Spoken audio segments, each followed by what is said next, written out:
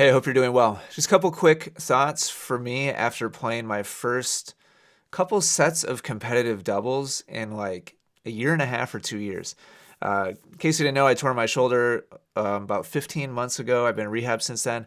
I have played one match since then, back in February. I kind of tested it out and played a singles match. But last week, Friday, just a couple days ago, I went and played doubles for the first time in preparation for my league season that's coming up. I actually have a match unexpectedly tomorrow, and got together with a couple of team members, played some doubles. And I just got to say, first of all, over the last year and a half, 2 years since I played my last real like match of doubles, I've hit a lot of tennis balls, and I've trained, I've hit, I've practiced with peers. I've hit a lot with students, and I've generally like had a racket in my hand a lot, and I've hit a lot of balls. I've rallied with students. I've done a lot of feeding. So like I've obviously I've been around tennis, and I've hit a lot of balls in the last 2 years. But when I played this last Friday, holy cow! Like the tempo, I felt like I was in slow motion. Not all the time, but I don't know, probably 25%, maybe 30% of the time. I felt like my brain knew what was happening around me, but the synapses were just like not firing, or they were firing, but it was like a quarter of a second too late. And in decently paced doubles, a quarter of a second might as well be like a week or a year. It's a huge amount of time. So I find like my biggest observation of myself of like things that like, man, I need to catch up. I actually like I hit some really good serves. I hit some good returns. I hit some good volleys. But there were many times throughout the couple sets that we played that like my brain just wasn't keeping up, and the quality of shot that I could have hit was dramatically diminished because I felt like I was just kind of a deer in headlights a little bit, and my hands just hadn't quite caught up to what was happening in the action of the point yet. And I missed I missed a couple of really easy shots that way as well, where it was like it was a planned poach, it was a great serve, it was a weak return, super slow, right across the middle, and I had already moved, and I was already there, and I just hit it out like 10 feet because my hand and my racket were just behind, and I was just behind the action. So like what's the takeaway here? I just recorded a podcast. If you're a podcast listener, keep an eye out. I just recorded a couple new podcasts. I just recorded a podcast about the importance of playing matches and exposing yourself to that tempo, to that rhythm, to that amount of pressure, to that amount of discomfort and stress from your opponent.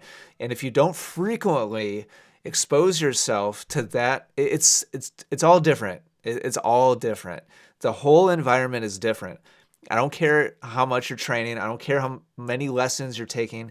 I don't care how much you're hitting like with your partners.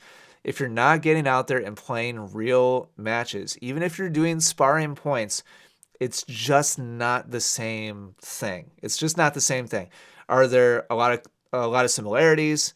And is there a lot of carryover from training the matches? Of course, the skills and like the patterns and the techniques, it all carries over. But your brain and your system has to be able to like keep up and manage with all the other stimulation coming in from the extra pressure, the extra challenge. Like the whole environment is just a different environment. So you gotta give yourself repetition. Now here's the like the caveat. If you just don't care about competition and you're the type of tennis player that just loves pursuing the mastery of the strokes and pursuing the mastery of the skills just to experience it, maybe just spend time with friends and practice partners and stuff like that, and you view it more as like activity and social and hobby, totally fine. Don't worry about it's totally fine. Just enjoy that part of it. But if you're the type of player that the whole point of it is, I want to play my best when it really matters. I'm going to challenge myself competitively as whatever for me, like whatever my highest like ideal is as a competitive tennis player. I want to shoot for that. then you have to, at some point, like you got to put in the reps. Just like you got to swing at your forehand thousands of times before you really master it, you got to put in your reps in real matches, real competition, and that's the only way you're going to get comfortable in that environment to the point where you can actually perform and actually play the way that you know you can or should be able to play. Until you do that, you cannot expect that your best self is going to just magically show up during a match. It's not possible. It's just not going to organically, like naturally happen. You got to expose yourself repetitively in order for your best self to actually show up during matches. So I'm going to be working on that. 2 matches and, like a year and a half is very little. And so I'm obviously like way behind right now, but I'm ready to go ahead and like just dive into the deep end and give myself as much exposure as possible over the next couple weeks.